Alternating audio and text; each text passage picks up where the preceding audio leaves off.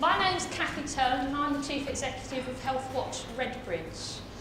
We've been leading a project of 13 health watches across North, Central and East London, and Ian, our project consultant, is going to just give you an overview of that project in his programme.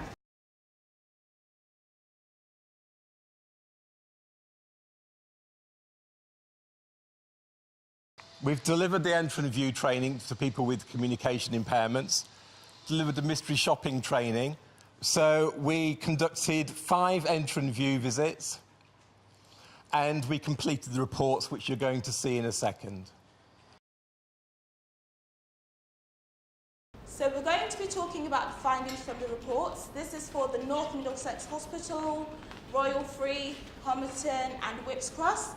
Unfortunately, the visit to Newham had to be aborted because staff weren't able to support the visit. In all the hospitals that we visited, they didn't have any in-house communications team, and only Royal Free and Homerton Hospital had a contract with an interpreting agency. When we sent the report to Whipps Cross Hospital, they responded saying that they do have a contract with an interpreting agency, but I think staff were probably not aware of that. There were a lack of written policies to support patients with sensory impairments. Only one hospital had flushing, and that's in North Middlesex Hospital. In terms of the database, only North Middlesex University Hospital kept a record of the number of patients with sensory impairments, and also they were the only hospital that had a flag-up system. In terms of impairment awareness, none of the hospitals had any training for deaf awareness or visual impairment.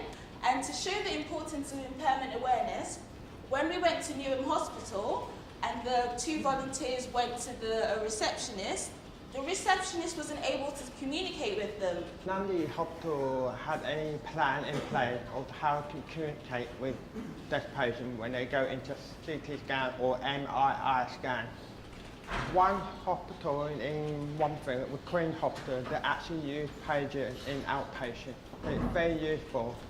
Whipps Cross Hospital had a communication book, which what you see at reception.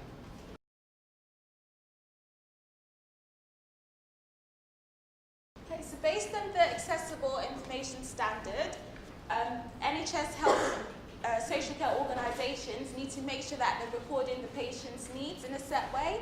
So we're saying that all the hospitals should record the number of patients with impairments, and the database should have a flag-up system so that staff know what the patient needs and then they can help them accordingly. All hospitals should have a contract with BSA interpreter provider.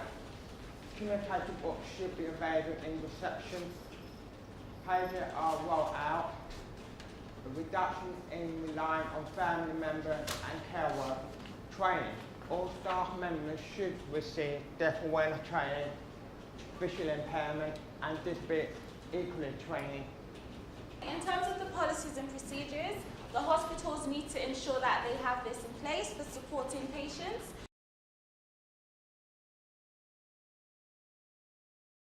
We have been talking about the accessible information standard, where a lot of people would presume that being visually impaired, Braille is the only thing that we need.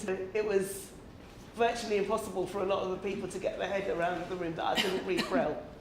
They need to understand with the accessible information standard that each one of us is an individual. Accessible information standard is about me, not about my disability. It's person-centred caring.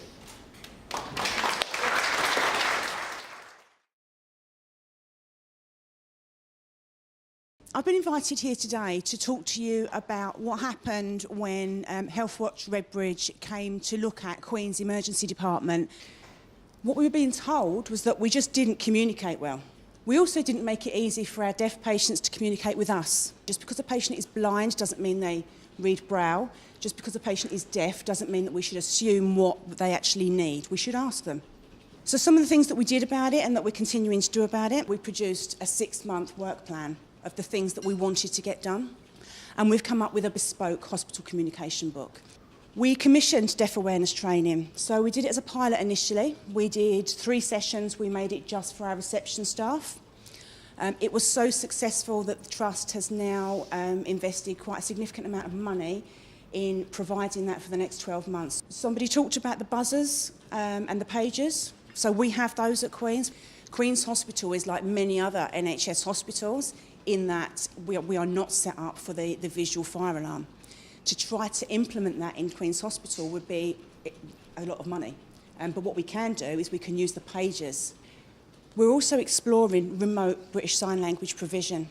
Going forward, we are hoping to be the first hospital in the country to achieve the Royal Association for Deaf People quality mark.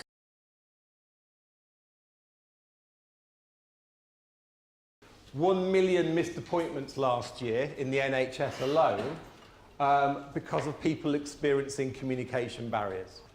Quite distressing, but also very pertinent at the moment. It's quite public that the inquiry into the premature deaths of people with learning disabilities, published in March 2013, found that the lack of reasonable adjustments to communicate with those patients were one of the contributory factors to their premature deaths. 28% of people with a hearing loss had left their GP unclear about their diagnosis. The Sick of It report, published in 2014, found that British Sign Language users had worse health outcomes than the general population.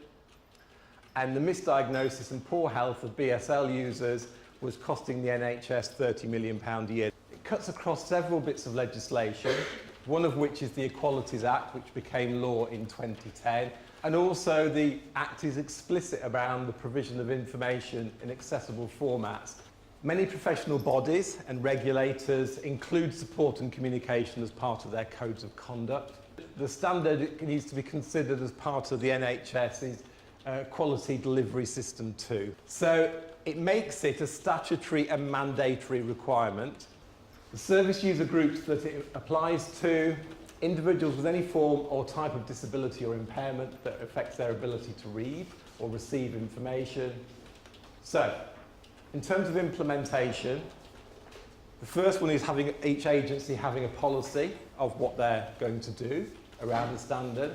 So by the 1st of April, there was a requirement for all of the agencies to have identified the clients with communication need or patients with communication needs. And by the 31st of July, there's supposed to be full implementation of those support requirements.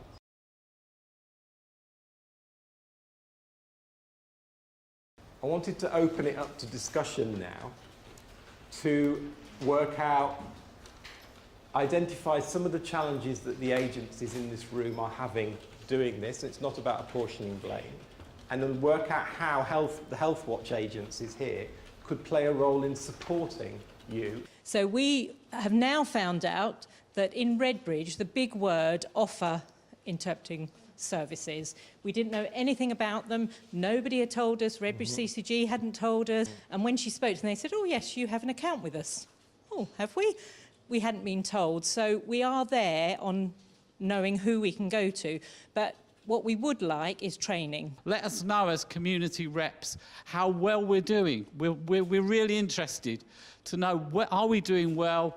Are we not doing well? And which are the areas we're failing in? I'm wondering if there's an opportunity there for consolidation of records and accessible information standard requirements perhaps being built in when those GPs are actually forming larger cluster groups. Sometimes the GPs don't want to write a letter to the hospital to explain that I have a hearing loss. GPs should write a letter when they refer you to hospital and explain in that letter that I'm deaf. Across not only the statutory services that we get in health and social care, but also as integrated services start to become what they're going to be, how's that going to be monitored across into maybe the private sector organisations that take on the pathway partway through a person's journey? And I think that's an area for challenge too. Everybody is telling us about the challenges, but nobody's really coming up with the solutions. We're all producing training videos. I mean, really costly training videos. that are all being randomly produced and not. I think it's a disgrace. It's a really disgraceful use of public money, and I'm not blaming you. No. NHS England, I think, are primarily responsible for this. That's my a really point, good point. I mean, and one thing we did do with the first phase, and it will happen with this, is that all of the good practice and resources are on each one of these 13 Borough Healthwatch sites, so you can just access and download them. And actually, I think you're right, the responsibility lies with NHS England. So I'd like an action from this meeting to be that we, as 13 Healthwatch, follow that up, so that there are resources. We're here to support you. Healthwatch England and Healthwatch Surrey are running a pilot project. It's a national pilot project to support Healthwatches to create an enter and view toolkit that we can use to assess services and then support and make recommendations. That should be ready quite shortly. I think it's going to be part of the national conference at the beginning of June, Healthwatch England conference. So I'll make sure that you find out more about that as we go forward.